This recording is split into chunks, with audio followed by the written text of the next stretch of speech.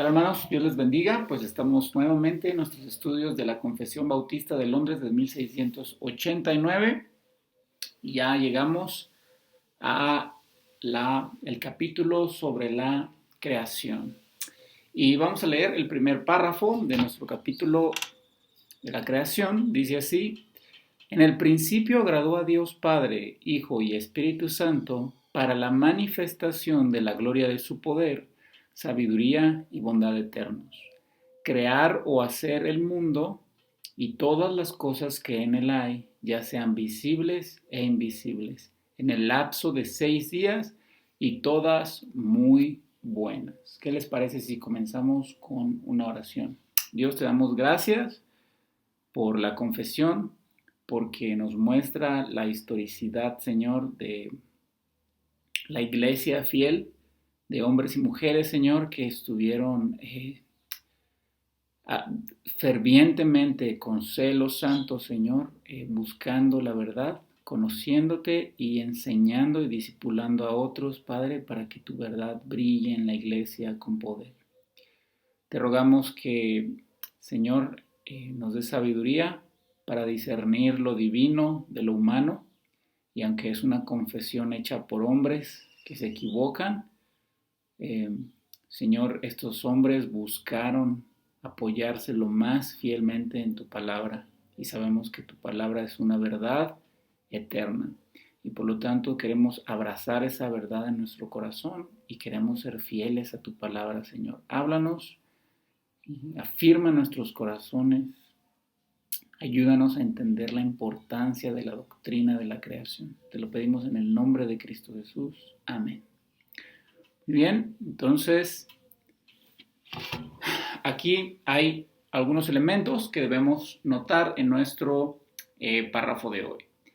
La creación, en nuestro capítulo 5. Dice: en el principio agradó a Dios Padre, Hijo y Espíritu Santo para la manifestación de la gloria de su poder, sabiduría y bondad eternos, crear o hacer el mundo y todas las cosas que en él hay, ya sean visibles o invisibles, en el lapso de 6 días y todas muy buenas. En primer lugar, debemos hablar del principio de la creación. ¿De dónde surgió todo? De Dios. Dios es el originador de todas las cosas. Y debemos preguntarnos, si Dios es el origen de todo, Él es el creador, ¿por qué las creó? ¿Las creó por necesidad? Y la respuesta es no. Las creó por su mera voluntad. Hermanos, si miremos la omnipotencia de Dios desplegada en la creación, revelada en la creación, hemos dicho que omnipotencia no significa la capacidad de hacer todo. Eso sería una contradicción lógica. Cuando decimos que Dios es omnipotente, nos referimos a que Dios hace todo lo que Él quiere, todo lo que su voluntad desea. Por eso podemos decir que Dios no miente, Dios no peca, Dios no se arrepiente, Dios no puede ser tentado. Estas cosas van acorde a su omnipotencia, porque Él hace todo según su voluntad. Y bueno, Él no tiene la voluntad de pecar, ni tiene la voluntad de mentir, ni tiene la voluntad de ser tentado, y por lo tanto, hermanos, pues no lo hace. Entonces, a Él le plació hacer el universo y nada impidió que se llevara a cabo su voluntad. Y de hecho, cuando Él hizo el universo no fue ni siquiera difícil para hacerlo. Él lo hizo de la nada. Él habló y trajo a existencia los materiales y los elementos que conforman el universo y la realidad que nosotros percibimos. No es como un arquitecto que para construir un edificio necesita un material preexistente. Dios nos creó de la nada. Hermanos, los ateos o los autodenominados ateos que intentan negar la existencia de este Dios a quien odian tanto, hablan del Big Bang, ¿no? Y cuando tú empiezas a escuchar estas teorías de la creación del universo, te das cuenta que nunca hablan de la nada. Siempre comienzan a definir la nada como algo más, ¿no? Ya sea partículas antimaterias, unas partículas oscuras, un polvo cósmico, pero nunca pueden resolver la pregunta, ¿y eso de dónde salió? Siempre construyen el universo a partir de materiales preexistentes. Sin embargo, Dios creó todas las cosas de la nada por su omnipotencia, porque de su voluntad quiso crear todo y la nada no fue ni siquiera una pequeña dificultad para Dios. Dios no pide prestado a nadie. Él deseó y Él creó. Y nuestra confesión bautista nos dice que Dios Padre, Dios Hijo y Dios Espíritu Santo tuvieron en su voluntad hacer el universo, ¿no? Dios quiso hacer el universo, todo nació de la voluntad de Dios. Y tenemos algunos versículos, Hebreos 1:2, y en estos postreros días nos ha hablado por el Hijo, a quien constituyó heredero de todo y por quien asimismo hizo el universo. ¿Quién hizo el universo? El Hijo. ¿Quién lo constituyó heredero de todo? El Padre. Juan 1 del 1 al 3. En el principio era el Verbo, y el Verbo era con Dios, y el Verbo era Dios. Este era en el principio con Dios, todas las cosas por Él fueron hechas, y sin Él nada de lo que ha sido hecho fue hecho. La Trinidad participa activamente en la creación. Hermanos, ahora hay que hablar acerca de el propósito de la creación. Vemos que el principio de la creación se origina en la voluntad de Dios, no en ningún tipo de necesidad, sino en su voluntad. Él quiso, de su libre voluntad. Pero ¿por qué creó todas las cosas? A veces las personas llegan a pensar que Dios se sentía solo y que por eso creó a los ángeles y a los seres humanos. Pero ese no es el propósito de la creación. Nosotros no somos algo más grande que Dios, por lo cual Dios decidió crear este universo, como si Él nos necesitara. La creación no fue hecha por necesidad, fue hecha por su solo y libre deseo, por su voluntad. El propósito no es para calmar su soledad. Dios no se siente solo nunca. Dios tiene una relación perfecta y eterna consigo mismo. El Padre se deleita en el Hijo se deleita en el Padre y en el Espíritu Santo se deleita en el Padre y en el Hijo. Y Dios no necesita más. Está satisfecho y pleno consigo mismo. No tiene que crear ángeles. No tiene que tener nuestra atención. Dios no nos necesita. No surgió este universo por una necesidad en Dios, sino por su amorosa voluntad. Dios está pleno en sí mismo.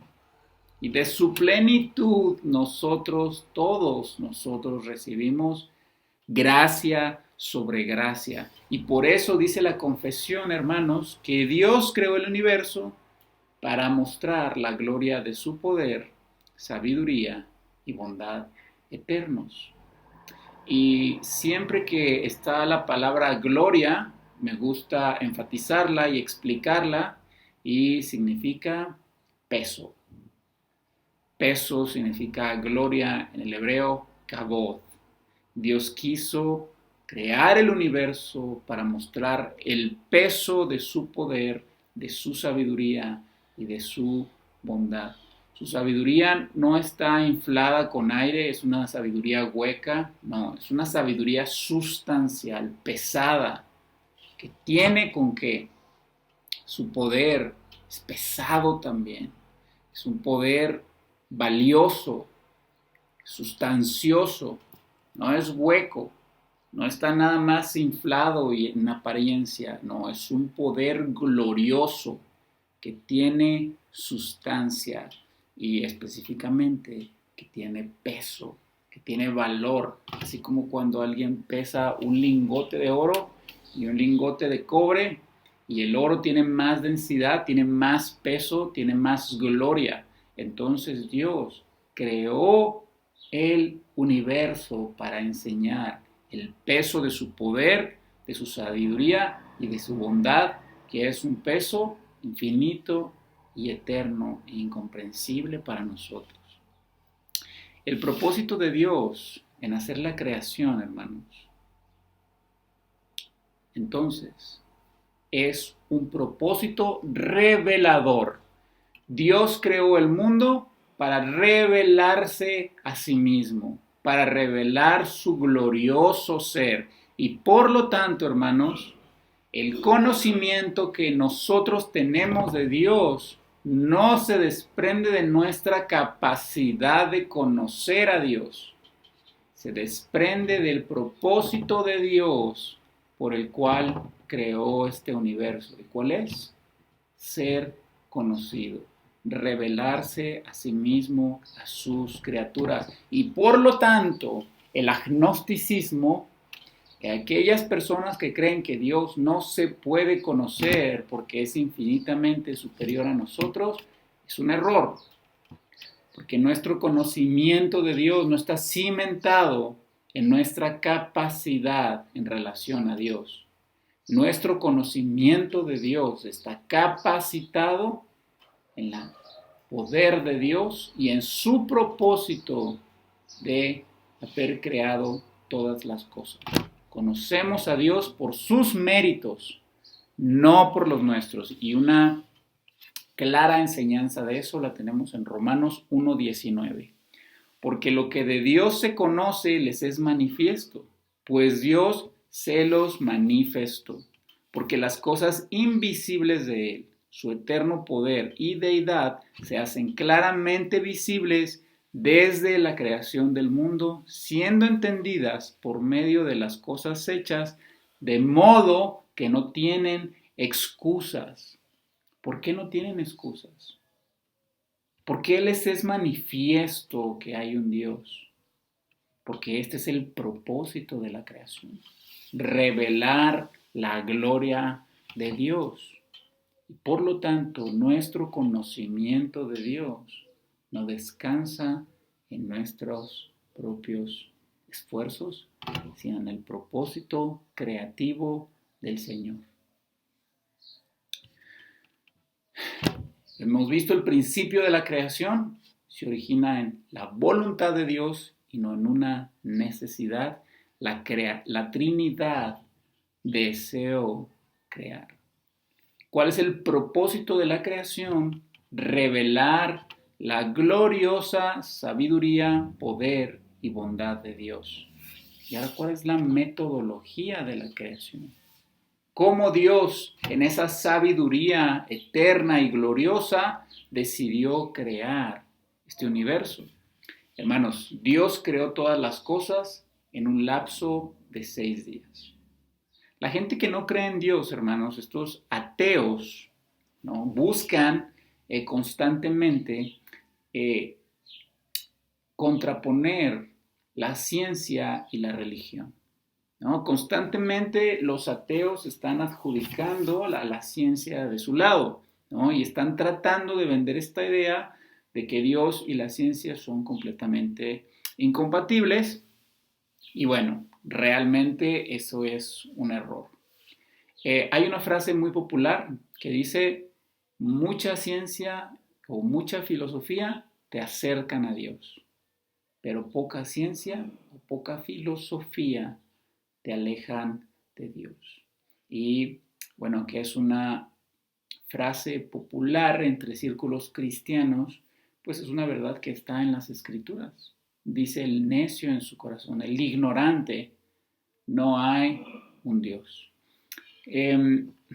¿Por qué te digo estas cosas, hermanos?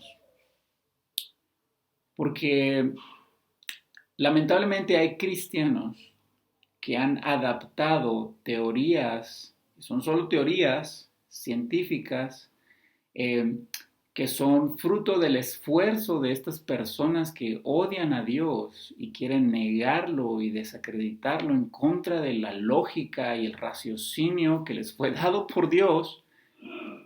Y bueno, en nombre de la ciencia formulan muchas teorías y una de esas teorías es la teoría de la evolución, la cual no es una verdad corroborada, es una teoría no comprobada, es una hipótesis, es un supuesto, es una idea que está por ahí flotando nada más, esperando a ser comprobada.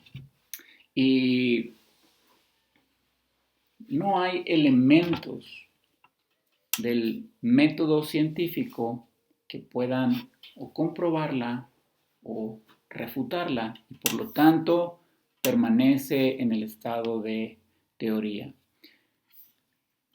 Y lamentablemente algunos cristianos la han aceptado como verdad y por lo tanto intentan calzarla por la fuerza en la Biblia y tienen que torcer las escrituras para hacerla parte de la revelación de la Biblia. Y entonces, ¿qué hacen estos cristianos que son evolucionistas? Empiezan a enseñar que estos 6 días de la creación, que tú y yo conocemos bien, estos pasajes, los primeros capítulos de Génesis, empiezan a decir que no fueron 6 días, sino que más bien son 6 épocas que comprenden miles de millones de años. Y ese es un problema sumamente delicado, porque esta postura entonces pone en tela de juicio la historicidad de Adán. ¿Adán realmente existió? Ese relato en el huerto del Edén, antes y después de la caída o durante la caída, ¿es verdad o es como una especie de poema nada más? ¿Es una narración histórica de un hecho verdadero o es nada más un cuento que Dios utilizó para que Moisés comunicara alguna analogía al pueblo de Israel? Bueno, lo que sabemos es que Dios realmente comunicó por medio de Moisés lo que sucedió en el huerto del Edén. Si Adán, hermanos, no existió, entonces ¿cómo es que nacemos en Adán? ¿De dónde el ser humano cae en pecado? Las personas que son evolucionistas y quieren incrustar la idea, la teoría, la falacia de la evolución, tienen que modificar muchas cosas que la Biblia afirma. ¿Y sabes qué? Tienen problemas graves. Porque entonces, ¿cómo afirman que nosotros nacemos en pecado? Que nacemos muertos en Adán y condenados al infierno. ¿Cómo podemos hablar de un segundo Adán si no hubo un primer Adán? Y entonces empezar a forzar teorías de hombres necios que buscan desacreditar al Dios que saben que existe, pero por su pecado no quieren aceptar, los obliga a torcer las escrituras. ¿Cómo podemos estar seguros que realmente Dios se refiere a 6 días en Génesis? Bueno, podemos ir a Éxodo capítulo 20, versículo 11, y fíjate lo que dice. Porque en 6 días hizo Jehová los cielos y la tierra, el mar y todas las cosas que en ellos hay, y reposó el séptimo día. Por lo tanto, Jehová bendijo el día de reposo y lo santificó. Podemos ver cómo lo que Dios está enseñando en Génesis tiene una injerencia específica de cómo debemos adorar a Dios. Esos 6 días, pues hay un séptimo, el cual Dios aparta para sí mismo. Y entonces vemos cómo la narrativa de los primeros capítulos de Génesis es histórica, es verdadera, no es una analogía, no es como una especie de poema en sentido figurado. Dios está narrando lo que históricamente sucedió desde el principio de las cosas. Nosotros guardamos el día de reposo, no guardamos una etapa o una era, guardamos un día específico que Dios ha determinado para reunirnos con Él y disfrutar en comunión con los santos de la iglesia su presencia especial. Moisés, cuando escribió Génesis, inspirado por Dios, y comunicó estas cosas a los israelitas, ellos no entendieron días por etapas, entendieron días como Moisés quiso comunicarlo, porque Dios lo estaba guiando a comunicarlo así, al punto tal que después Dios les manda apartar un día, el séptimo, para dedicarlo solo para Él. Muy bien, hay un error, hermanos, de estos que quieren calzar las teorías científicas. Y bueno, hay varios errores que podríamos pensar. Y hermanos, ¿recuerdas cómo comienza el primer capítulo de nuestra confesión? Habla acerca de las sagradas escrituras. Nuestra autoridad final es la Biblia misma, la revelación especial. Sin embargo, nosotros acabamos de hablar, y lo hemos hablado antes, que también hay una revelación general.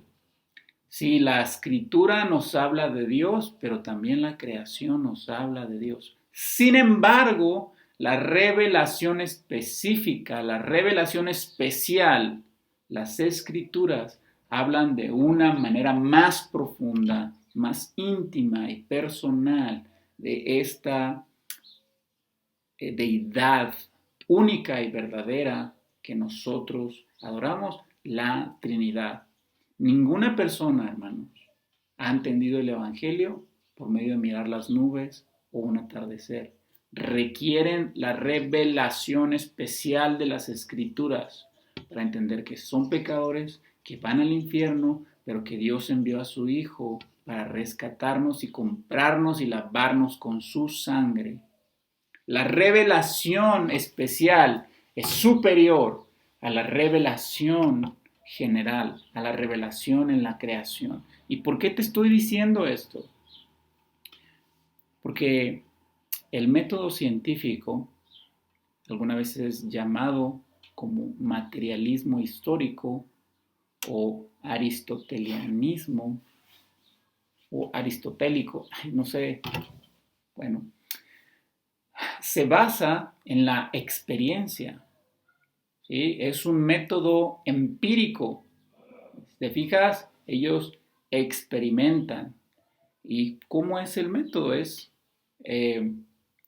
la ley de la prueba y el error, ¿cierto? Ese es el método científico. Se basa en la experiencia. Y nosotros también tenemos la palabra experimentar, ¿verdad? Entonces, tiene mucho que ver con el empiricismo.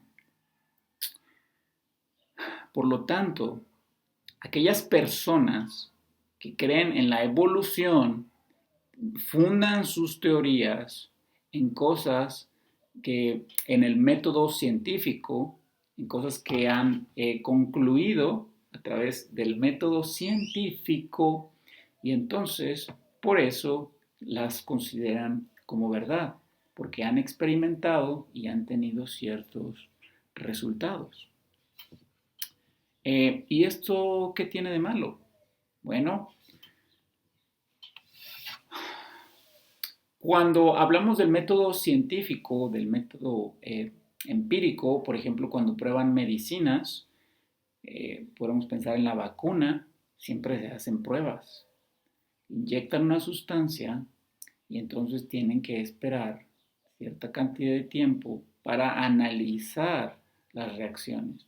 Experimentan ¿no? Y entonces cuando ellos ya tienen una experiencia respecto a la sustancia, entonces pueden avalar si es útil o no es útil, ¿no? Podríamos preguntarle a un doctor hoy acerca del virus que está afectando a todo el mundo y entonces quizá hoy te va a dar mucha información y cómo se puede tratar, pero hace un año te iba a desconocer totalmente porque no se habían estudiado los casos o porque estaban en proceso de estudio.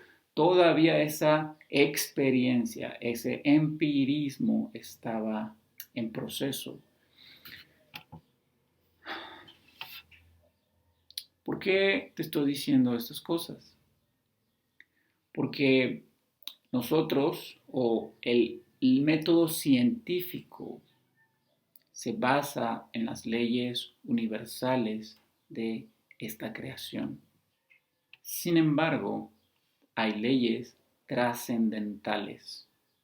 ¿A qué me refiero con esto? Hermanos, Dios es un Dios que está más allá del universo.